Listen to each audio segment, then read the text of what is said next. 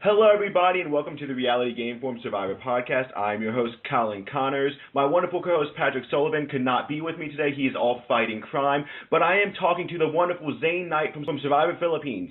Zane, how the hell are you? What's going on, bro?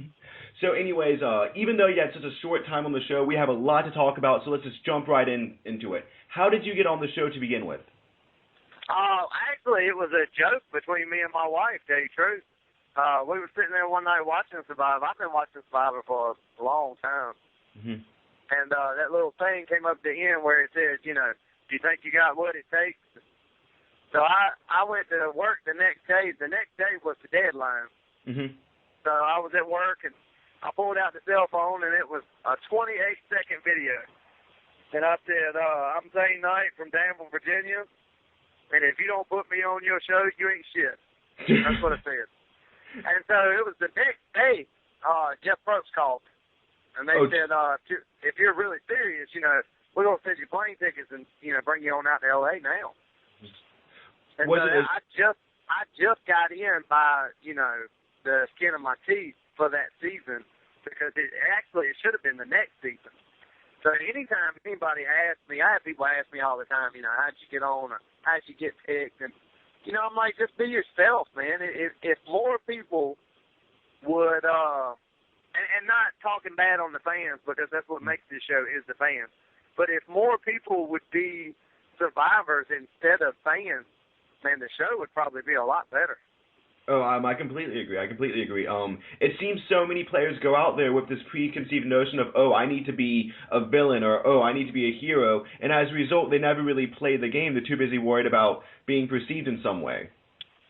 Yeah, I mean, you're exactly right. It's a TV show, and I think that's what messes you up. You watch this TV show for so long that you view it as a TV show instead of a competition, And so if you just went out and just did it like you were going to work, or if you were running 5K or something, all these people are always running these Ks.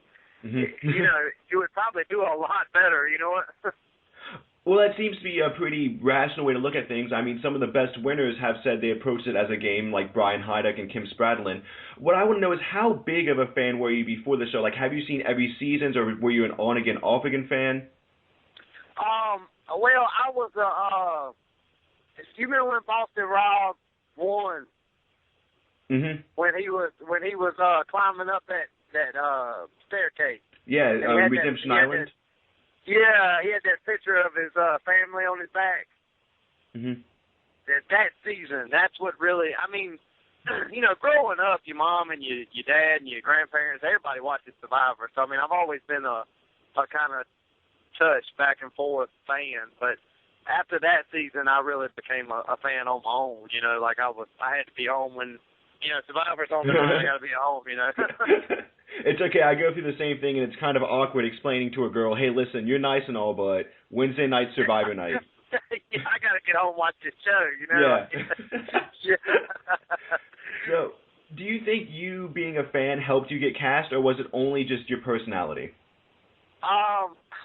Well, ever since I was about 15, off and on, I've been working in a scrapyard, my whole life. And working in a junkyard, you kind of build a mentality of, you can sell your shit somewhere else. You know what I mean? And so that's more or less what it was for me. Was I didn't have anything to lose. I have a good job. I have a good wife. I like my hometown. I'm happy with the way everything was. So if I got on the show, it was just a bonus. So I didn't go in there scared that I wasn't going to make it, or that I wasn't going to get picked. I went in there thinking I'm going to win. Like, it ain't nobody else got shit on me, buddy. Like, that's just the way it is. And so I think that's what another thing that messes people up is, after I got on the show, you start looking at it different. And I went on YouTube, and I was looking at all these cast videos, like where the people send their video in to try to get on the show. And I mean, you got some people that spend like this one guy's video was like 2.5 hours long. Oh, wow. Him of him breaking ropes and building a shelter and starting a fire, and this is what I can do. Dude, they don't care about none of that. I mean, it's a bonus. You know, if you can, you're going to make it longer, but for the most part, they want a shit talker is what they want. You know, because on the overall, it's still TV. You know, you're still on TV. So if you don't have the fans watching, it doesn't matter how many knots you can tie, you know? Well, that's completely true. And, I mean, this season we saw someone like LJ, and he knew how to survive, but they didn't spend too much time on him because he wasn't a shit talker, like you said. And we have Tony getting all the screen time because he's a big character. You know, it was just like Carter. You know, and I'm not putting Carter down at all. I love Carter. We're we're friends and we go back and forth. We still keep in touch every once in a while now, you know. But he was one of those players that was just very underrated because he was a quiet guy. After you got, you know, at the bar with him and you had a couple beers with him, man, he's fun. Like, you know, that's a funny guy. But he didn't give away any of that on the show, you know. Well, I believe you had more confessionals in your one episode than Carter did during his entire time doing the show. Yeah, you know, that was the coolest thing for me was because when that show comes on, nobody knows, you know, when you got voted out. So, you know, I'm getting ready to watch that show, and I'm knowing that I'm the first to go. And I couldn't help but think, I'm like, damn, man, to be voted out first, man, the whole show was about me. You made a huge impression on that first episode. I actually just got done rewatching it, and it was basically the Zane show whenever we were on that thing. So, what do you think about this, Zane? What do you think about that? And you know, I'm going to tell you the truth. They could have bombed me. They really could have. I made a stupid move, and then I tried to cover it up in my after interviews, and, you know, it was a lot of fans. These super fans are hardcore, and it's a lot of these fans that could have really gave me hell, but everybody just told me how much they liked me, and I mean, I can't tell you the people that they've asked me to sign something for them, or will you take a picture with me, and it's still overwhelming. Are you still recognized? Oh yeah, man. It's actually, I just had a guy send me a letter a couple days ago and asked me, you know, he sent me the pictures of me, and he was like, will you sign those for me so I can add them to the collection? And like I said, it's still overwhelming to me to know that the little bit of time that I spent on the show, I was at. You made a lasting impact. But I do want to take us back all the way to the beginning, and I want to talk about that very first day when you're on the boat. What did you think was going to happen when you saw that there were 3 tribes of 5 players? What was going through your head when you saw this? When you saw that you were in blue along with the rest of your tribe, and then there was the red tribe and the yellow tribe, what were you thinking about? Well, you know, we never knew that. That was like never pre-discussed or anything like that. We didn't know that there were 3 tribes until we just thought there were going to be 2 big-ass tribes. And then when they started passing out the buffs, it was like, oh, okay, so it all started clicking, you know. The biggest thing that I was worried about, you know, I mean, I'm a redneck. And so I wear a pair of boots everywhere I go. And so we were on that boat out in the middle of the ocean. I kept looking around the boat, and I seen these rafts that were attached to the boat. And I'm like, man, I'm getting ready to have to jump off this damn boat. Like, that's what's getting ready to happen. I'm getting ready to have to jump in this water with these damn work boots on and swim in work boots. You know, like, that was the biggest thing I was worried about. As quick as everybody attached themselves to me, I mean, if I had done it better, and I know, you know, hindsight's 20/20, but if I would have been able to go back into this show again, knowing what I know now, I mean, it'd be a lock because the personality took over. And, I mean, I had built an alliance with everybody 15 minutes after being on the damn island, you know? Like, it was never a place. I put myself out of that game, and I guess that's the biggest disappointment for me is that it was too quick, you know? Yeah. If I would have had 2 or 3 more votes and got to know these people a little bit better, and then pulled a move like that, I bet you it would have worked. But you think you played way too hard, too fast? Oh, yeah, way, way too fast. Like, you know, I mean, it's the relationship that you got. It's like working with somebody. You know, after you work with somebody for a couple of years, you feel like that you've known them for 10 years, you know? So staying on that island, man, after you get to know each other, you feel like you've known each other forever. I mean, me and Katie, you know, just from the time I spent with her, I feel like I've known her since we were 10, you know? Well, that was something I was going to ask you about later, but I'm glad you brought it up, which was, what was Ponderosa like for you, and did you get along with everyone? Was there any animosity? What was your overall experience with that? Oh, no, man, like total stud. Just total stud from the beginning. Everybody loved me, and it was really cool to be on that side of it, to be able to watch them come off one by one. You know, it was like watching the show on TV. You're like, oh, Russ just got voted out, or, oh, they just got Angie, you know. Were you surprised to see so many people of your tribe just back to back to back to back? Like, was it breaking your heart? How did you feel about that? Oh, no. I mean, this might sound messed up for me to say it like this, but I knew it was going to happen. I mean, in my exit interview, I said it's going to happen, because I was what was holding it together. You think about it, man. You walk away from everything that you know in your normal life. If you smoke, your family, your significant other, the foods you like to eat, just the daily routine of what it is that you do. And you give all that up, and then you're sitting out here nasty, sweating, the rain's beating you up, mosquitoes are everywhere, and then you're on an island with a bunch of dicks. So if you're on an island with somebody that's funny or that can make the time go faster or whatever, it's like being the class clown. So I knew that as soon as I left, they were going to turn on each other. I mean, they had already started turning on each other, before I left.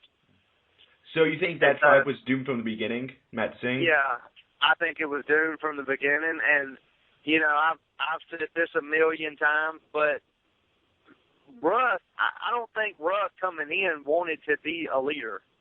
Russ coming in, he just wanted to play the game. And then because he was with all these new guys, nobody else would take charge. And so he took charge, and then they resented him for it, It was like, all right, nobody wants to be the boss, but somebody's got to be the boss, Well, do you feel that was necessary? Do you feel someone actually had to be the boss? Would you guys have made fire on day one if it wasn't for Russell? Yes, I do. I feel like that every season, every tribe, there is that one person that's the game changer. They're the ones that's going to decide, okay, this is who needs to go get firewood. This is who needs to go, And I think in the moment, Russ felt like he was making the best decision for the tribe. And then, like I said, everybody resented him for it, but they put him in that position because nobody else would stand up. And Malcolm, I think Malcolm wanted to be that position, but he didn't feel like that he could take it away from Russ, Well, that makes sense because one thing I noticed on my rewatch this morning was how Malcolm, like, even when Russell was just saying something like as basic as let's get some firewood, which is common sense. I don't see that as being bossy. I see that as just what you need to do. Malcolm was talking to Angie like, oh, my God, he's already dictating. And, I mean, to me, saying, hey, we need fire and water, that's not being a dictator. That's, like, keeping you alive. Yeah, no, and see, that's what I mean. Like, nobody else would say stuff like, hey, man, we need to go get some more firewood, or hey, the first thing we need to do is build a shelter, or nobody would say those things, even them being as obvious as they were. Nobody would say those things, and so Russ, that's what he does all day. He delegates. I mean, he's an environmental lawyer. You know what I mean? Like. He's used to having that. Yeah, he's used to having that authority. And so, like I said, I don't think he meant anything by it. It's just the way it happened. So do you think he kind of got screwed over a little bit? Who? Russell? Yeah, I do. Because he was, okay, first of all, it was all younger people. He was an older guy. He was a returning player. We had never been there before. it was so many differences that I just kind of feel like, I mean, if you look at Penner and Scoopin is a class clown anyway. Mm-hmm. He's a cut up. He's going to play with you and stuff, and he's going to make it seem like that he's not working you. And Penner's an actor. I mean, I saw when I first got back, I saw Penner on Seinfeld. So I mean, Penner's used to acting, so he knows what to say and what not to say and how to say it. Russ is like a bull in a china shop, man. I mean, that was one of the things I loved about him was that he didn't take no shit. It was like, look, I know what we got to do, and this is how we got to do it. And if we do it right now, we'll be ahead of the game. Mm-hmm. If we mess around, I mean, that was the first question I asked. You ever notice as soon as everybody gets to the island, first thing they want to do is swim? Yes, and that's kind of always interesting because you don't have food or water or shelter. When you're going to be on the island for the bare minimum, you have 3 days on the island, so there's plenty of time to swim.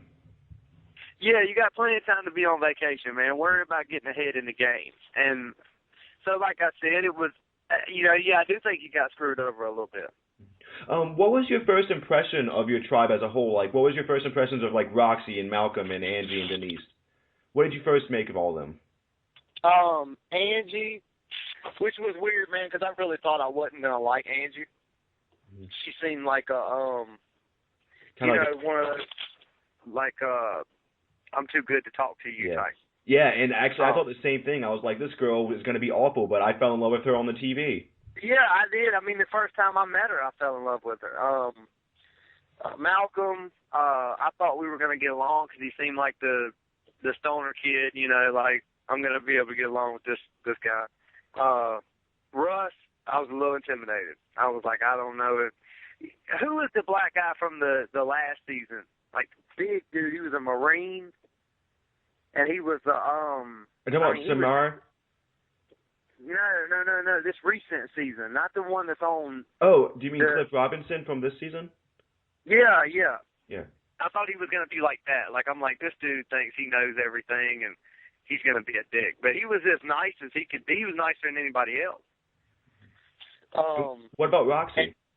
Roxy, instantly. I mean, from the time I hadn't even got off the boat yet.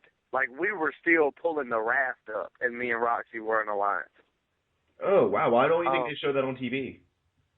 I don't know. The edit sucks, man, because it's TV, and some things aren't as grabby as other things. Like a genuine conversation between me and you isn't probably as relevant as an argument between somebody. You see what I mean? Definitely. And the TV thing messes up a lot of stuff too, I think. So, and what was your impression of Denise, and are you surprised she won? No, really not. The mentality that she had when she came in. See, I'm a people watcher. Mm-hmm. That's like one of the funnest things for me is to have a conversation with somebody and feel them out and know whether you're trying to BS me or not. And from the beginning, that's the kind of person she was. She was asking you, did you play any sports in high school? How's your relationship with your wife? How long have you been married? Very like questions, you think? Yeah, she was very like a therapist. Like I didn't know she was a sex therapist, but I knew she was some kind of psychologist from the beginning just because of the way the questions she was asking. So when they shut down Matt Singh and they split them, they took Malcolm and Denise into the other tribes, I was like, she's gonna win. Like it felt like from the beginning she was gonna do it. Mm-hmm. It was either gonna be her or Scoopin. Her or Scoopin was gonna do it, and it's just because Scoopin's such a badass. I mean, dude burned his face off, man. I mean, how do you hate on that? I mean, I don't hate on Scoopin. Monster. He's a monster, man. I think Scoopin really made. I mean, similar to kind of your mistake, Scoopin made one mistake, and that was keeping Denise over Abby Maria. And if Scoopin would have done that, he would be a millionaire right now. Yeah. But he kept Denise, but he wanted to play a loyal game, and it cost him the game in the end. That's the only thing I think Scoopin did wrong. Well, I mean, just like Abby. Abby, I think, was an underrated player. Because Abby is a beast. I mean, I really thought that she was gonna make it further than she did. But when she said that thing to RC, you remember when she was like, we're friends, but Yeah. bitch, I'll kill you. Like, I think when she said that, like, it set a tone, and everybody was like, I don't know about this little chick, like. She's from the mafia or something, man. We're gonna get rid of her, like. So, we already talked about how you made alliances with everyone, and we saw that in the edit. My big question to you is, let's say things worked out, and Russell gets voted out instead of you. Who would have you been loyal to? Because I think that's a very interesting thing that a lot of people don't think about is, you had these alliances with everyone, but where did your heart and where did your loyalties lie in your tribe? Malcolm and Russ. I mean, I hate to say it like that because, looking back on it now, it seems kind of dirty, but it just seemed like the best move for me. Because, I mean, I even walked up and told, which was another mistake. I shouldn't have done that. Yeah, I was going to ask you about that. I walked up and told Malcolm and Russ both that I already had alliances with the chicks. Now, why did you think that was a good idea? Well, the only reason why I told them that was to make them feel more safe with me, and it ended up making them feel like they needed to watch me, And all I was saying was, dude, we're good. Like, you don't have to worry about anything. And the only reason why I'm telling you this is just so you know how good we are, Yeah. And they didn't take it like that. They took it like, oh, shit, this cat's already got an alliance with these 3 chicks. We got to, How did word spread so quickly about the immunity idol that you saw Russell looking for it? Did you tell every individual player, or did you tell Malcolm and Malcolm told other people? How exactly did that go down? Malcolm likes to talk a whole lot. And Malcolm is what did it. Malcolm, he run, he had that crush on Angie. Mm-hmm. And him and Denise had made an alliance from the beginning to go to the end together. And Russ was, just reaching for lifelines. He was going to stay wherever he could to further himself as far as he could. So as soon as I told Malcolm anything, he'd run and tell everybody. Mm-hmm. The only thing I felt bad about, honestly, was Roxy. Because, I had made an alliance with Roxy from the beginning that we were going to stay together. Mm-hmm. And when we went to vote, I was gonna vote for Roxy. And then Malcolm pulled me to the side, out in the woods, and he was like, let's go after Russ. Like, let's get Russ out of here. So you actually believed that was going to happen, that Russell was going to go? Yeah, I mean, I knew it was going to happen. Like, that was one of the biggest things that they made fun of me on the internet for, was because, like, even in tribal, I'm sitting there looking at Russ like, your ass is gone. Like, it was never even a hesitation to me. I knew he was gone. And the whole time they were writing my name down, Well, that's how Survivor works. But looking back on it, do you think we were kind of edited to believe that the main reason you got voted out was because after the challenge you said, vote me out? But looking back on it, I kind of think maybe when you walked away from the guys after you told them about your alliance, that maybe that had a lot more to do with it than anything else. You admitting to playing that you were playing really hard. Do you think it was just a challenge, or was it you playing too hard? No. I think it was across the both. Like, they see you. Okay, if he's good enough at talking that he's already talked these chicks in after being here for the first day, like, they were just waiting on me to screw up. And so then when I tried to make the move that I made, they were like, yeah, if you want to go home, buddy, you can go. You know what I mean? Like, I don't have to worry about you anymore, And they already had a pecking order. Like you said, I think that they were doomed from the beginning. Mm-hmm. Because they had already started, turning on each other. And it was like, okay, well, after Zane's gone, we're going to get rid of Roxy. And then after Roxy's gone, we're going to get rid of Angie. And then after Angie's gone, like, they already knew the first challenge who was, how they were going to vote everybody out. And when you say they, you mean Malcolm and Denise? Yeah, I mean Malcolm and Denise and Russ. But Russ was like a throwaway.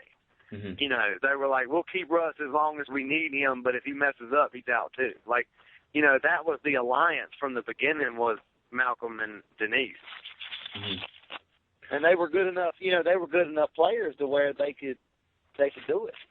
Well, that's the thing, is it seemed like via editing that Malcolm and Denise both gave plenty of reason for people like Angie and Russell to trust them, and that it wasn't going to be just them two. But what you're saying kind of sounds accurate. Malcolm and Denise both seem like the kind of players that would have a very strong inkling of how everything would go for the rest, or the rest of the future. I mean, you know, that's what made Malcolm a good player. Was, you know, he's a good-looking guy, so he can pull the girl card. You know, he can get you to have the little crush on him, and then, you know, he'll throw you to the wolves. And then at the same time, he's got the athletic side. I mean, you know, dude lived in the jungle with African kids for like 6 months before he come to Survivor. So, you know, so he was already good to go. You know. So this actually brings us to something I want to talk about. You're saying Malcolm was super prepared. I want to ask you, why did you not prepare as much as you should have? Because I think you admitted that, you know, you should have quit smoking way before you went on. What exactly was going through your head for all that? Well, I mean, as bad as I hate to say it, it's a TV show. That's how I perceived it to be. You know, I was thinking, when we're not on camera, we're going to be in a hotel room. You know, I'm going to be able to do what I want to do as long as I don't on camera. So as long as the camera is on me, that's when I'll be in survivor mode, and then the rest of the time we'll just be chilling. You know.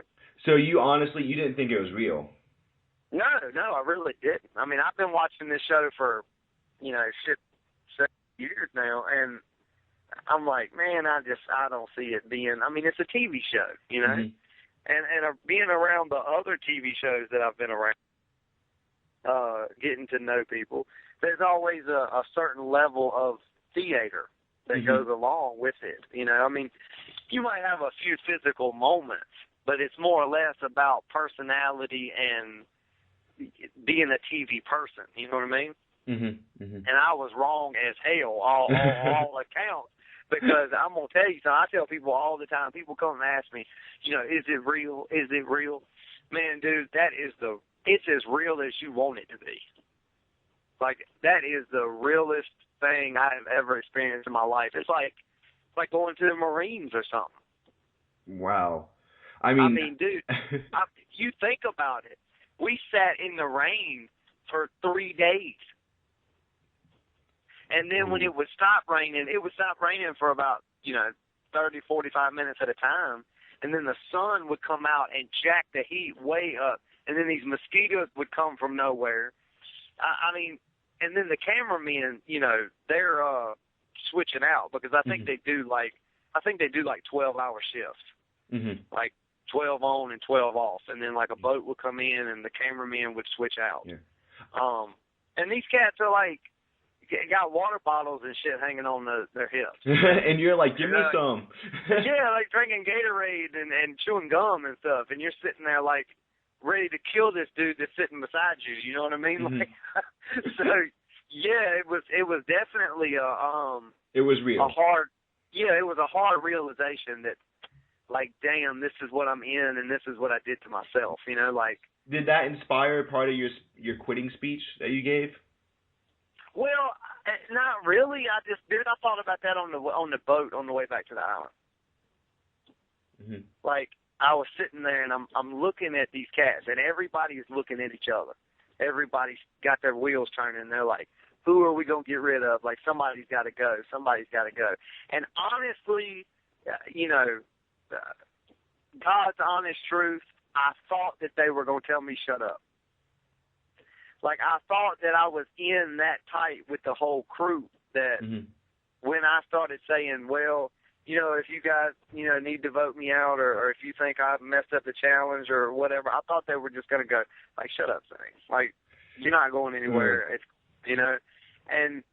But after you put something like that into somebody's head, they're like, oh, yeah, this would be an easy vote. I don't have to fight with nobody. I don't have to feel bad. he wants to go home, send his ass home. Like, that's all it was, you know? Well, it reminds me, and I don't know if you saw this season, it was a long time ago, it was Cook Islands, and they voted out a girl because she said, I really would like some mashed potatoes right now. Because she was complaining about how hungry, and like, that's the thing, is it seems like people vote, if you give any type of reason to vote someone out, they will just harp on it. Yeah. So it was a very, like I said, it was a hard realization. Seeing it for what it is and seeing how vicious it really is. Like I said, my favorite player of all time has got to be Brandon Hance. Like, Brandon Hance is like my favorite player, and it's just because he has that I don't care attitude, you know. You have to go into this game and say, you know, feelings be damned, I'm chewing up whatever ass I can to get to the top. And if you got to clip somebody's legs, clip them. Like, that's all there is to it. I mean, you know, you're fighting for $1 million, man. And the little bit of change that you don't make, you know, it's cool or whatever, but it's not that millions. Yeah. You know? Jeff Probst even said, he goes, you know, all the players receive a little bit of money, but he goes, it's only really worth it if you go for the $1 million. Yeah, it is. I mean, if you think about what you turn your life into, and I know that sounds crazy because it's just a reality show, but, dude, there are people that live for the show. I mean, I was in Vegas, and I'm sitting at a slot machine, you know, just drinking a beer and having a good time or whatever, and this chick is, like, staring at me. I mean, just burning a hole in me. So I look at my wife, and I'm like, I said, watch this. She knows who I am, right? So I hopped a couple seats down so I was closer to her. She gets up and she goes, are you Zane Knight? And I said, yeah. So it made me feel good because I'm like, oh, I got recognized, right? And then this chick goes the hell off. She's like, you are the stupidest player I've ever met. You shouldn't even have been able to get on the show. And it's like, what a wasted cast member you were. And blah, I mean, just gave me hell. You know what I mean? Damn. And so it was like, for moments like that, you need to go as hard as you can. Make it as worth it as it can be, because you're going to run into people like that. You know, you're going to run into people that hate you just because they didn't like the way you played the game. Yeah. Oh, and that's probably a little bit of jealousy because they never got a chance to play. Well, and I think it's a lot of that too, but like I said, you're going to have, you know, but the good ultimately for me, I can't speak for nobody else, but the good for me has way overweighed the bad. Like, I have had people that come up to me and tell me, you know, I didn't feel like that I could go up for something, but then after I saw you, you know, like, to be a man's man. Yeah, like a real person, not a beauty queen. Yeah. You know, you don't look at me and think, I'm too good to talk to you. You look at me and think, I know that guy from somewhere. You know, like, we've drunk a beer. I've drunk a beer with that guy somewhere before. Didn't I see him at a party that one time? Didn't? Yeah. So that was definitely cool for me, was to be real, you know, to not lose that. And like I said, man, I'm the Czech Republic is doing a award show. And I actually got nominated for best relationship with fans. Oh, wow. That's exciting. Yeah, and it meant the world to me, man. To be nominated for anything to do with Survivor, best relationship with the fans has got to be the coolest one. Because that shows right there that I know I'm not too good to talk to you, and if you want to talk to me, I'm more than happy to sit down and have a conversation. You know, like, that's true. I mean, all it took me was just asking you once. Yeah. You don't have to. You know, it's another program. It's a radio show, podcast, Rob's podcast. And I mean, if anything, I think that's what I don't understand about, you know, quote unquote celebrities. You know, you think about it, if it wasn't for these fans watching you, you would be nothing. So I don't see how people, like, I saw this interview with Lil Wayne, and Lil Wayne was on stage, and somebody threw some ice up on stage, and it didn't hit him. It just fell near him. Mm-hmm. And he stood there for 30 minutes and told this dude what a piece of shit he was, and he hoped he never bought another one of his albums. And, you know, I'm the entertainer. Like, I'm here. You need to watch me. Like, that is ridiculous to me. You know, like, we are all people. We are all people. And if you just got lucky enough to be on that little box for a little while, what does that change? Like, what is the difference between you and me? You see what I'm saying? I see exactly what you're saying. I do want to ask you, though, would you go back and play again? Oh, hell yeah. You know, I'm constantly sending tweets to, like, Jeff Probst and being like, do you miss me yet? Or, you know, do you want me back? You know what I mean? Like, it'll be different this time. It'll be different this time. You know, like, so, yeah, man, it was such an awesome experience. I mean, coming from where I come from and living where I live, you know, sleeping on the beach in the Philippines, being able to see Japan, being able to, I mean, dude, I got to experience so many awesome things that I never would have got to see just in my lifetime, you know? Have you been contacted about coming back on? I haven't. You know, the rumor mill is always going, and I heard a rumor that they were going to do losers versus champions. The first the first tribe would be all people that got voted out first, and then the other tribe would be all $1 million winners. And was this about like season 30, you think? Yeah. And I mean, that's a rumor. That has not been confirmed or anything like that. But when I heard it, I got so jacked up. I was like, dude, I would love to be a part of that. You know? You would definitely be on the short list for one of the 5. If it's 2 tribes of 10, I don't see how you wouldn't be one of the males on it. I don't really see why they wouldn't ask you. Dude, not to talk junk about nobody or anything, but I mean, if you're gonna bring somebody back, and I'm saying this to you, but I'm talking to the fans, you know, because ultimately they're the ones who decide. You know, their tweets and their Facebook and their emails, and you know, they're the ones who decide who's gonna come back. And I mean, why would you want somebody like Francesca when you could have me? And I think that's a valid point. And I mean, I'm not talking junk about Francesca. She's a nice girl. I mean, I'm friends with her on Facebook. She's always been sweet to me. But I'm just saying, as far as entertainment value, at least I'm entertaining, right? I mean, you know. That's true. Well, I mean, there's a reason why they gave you, I believe, 13 confessionals in one episode, which is an extremely high amount. I do want to ask you, were there any friendships or alliances or fights or just anything dramatic that you were surprised they didn't show on TV? Yeah, I busted my ass. When we jumped down, when we were in challenge and we jumped down off that thing, like just the way I jumped, when I hit the sand, my knee went out, and I fell and hit the dirt. And so that's how everybody got around us. Because you see when we were coming in, but you see when we were coming in, we were first, me and Russ. And then when we were coming back out, everybody was in front of us. And it's because I failed coming back out. And Russ actually grabbed that chain with his arm and jerked my ass up off the ground. And we took off running again. And I didn't understand why that didn't get showed, because that was very dramatic. Like that was a cool scene, you know what I mean? Like, so I don't understand why they cut that out and just showed us coming back out of that. Well, and it also makes a little bit more sense about you being so tired and you looking so beaten up by the whole challenge. That's interesting. They're like, oh, this fat kid can't run. But, I mean, damn, dude, I gave it hell coming through there, you know? Like,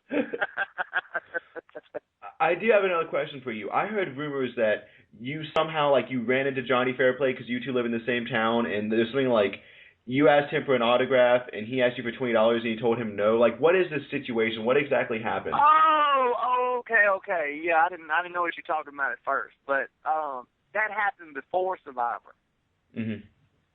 When Johnny Fairplay was on Survivor the first time, the very first time, when the show came out, he was in Danville, and I was working at Walmart, and so he came through my line. And I knew who he was. I knew he was going to be on the show. I'd seen him And it wasn't even for me because I wasn't even a Survivor fan. My mom was. So, I mean, she just loved Survivor. And so when I saw him, I printed out a piece of receipt paper, and I was like, you know, this will make my mom's day. I'm going to get Johnny Fairplay's autograph for her. You know, she loves Survivor. And so I was like, I was real quiet about it because I knew he couldn't talk about it yet. He was still under contract or whatever. And I said, hey, man, you know, can I get your autograph for my mom? And he's like, well, I'm not supposed to do that, but, yeah, I'll do it for a 20 spot. And I'm like, I hope the hell you don't think I'm paying you $20 for your autograph. You ain't shit now, and you ain't going to be shit when the TV show comes out. You know what I mean? Yeah. And so it was like, it was really surreal for me because when I got back to Danville after the show had busted loose, I was at this thing. They have a bunch of these micro brewers get together, and you can sample their beers once a year in Danville. It's called Brewfest. And when I come walking in, Johnny Fairplay standing there like waiting on me to walk in, like he knew I was coming. Mm-hmm. And he comes running up and starts asking me to take, you know, Twitter pictures with him and shit. You know what I mean? So it was like, oh my God, can I get $20? You know what I mean? Yeah, how the tables have turned. Yeah. Wow. So, is there anything you feel like that the fans need to know that you haven't had a chance to talk about on, you know, different radio shows or different podcasts, or is there any like final point you would like to reiterate? Just the thing about Jeff Probst. You know, Jeff Probst kind of bombed me a little bit, and he was like, oh, Zane tried to, you know, he made a stupid move, and then he tried to make up some shit to make it sound okay. Do you remember that? Yeah. I do feel like that was my fault. And I mean, of course, nobody wants to be, like, paraded and made fun of, you know? So exactly. Of course, when you start giving your interviews, you're going to try to make it sound as good as possible, you know?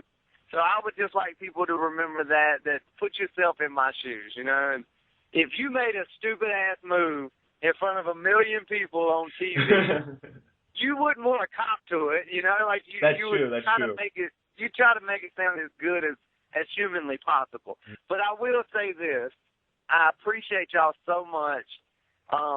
Thank you so much for the love, man. I mean, it means the world to me that people still want to hear what I got to say, you know? And if I ever get the opportunity again, if it ever happens to me, I will not disappoint you.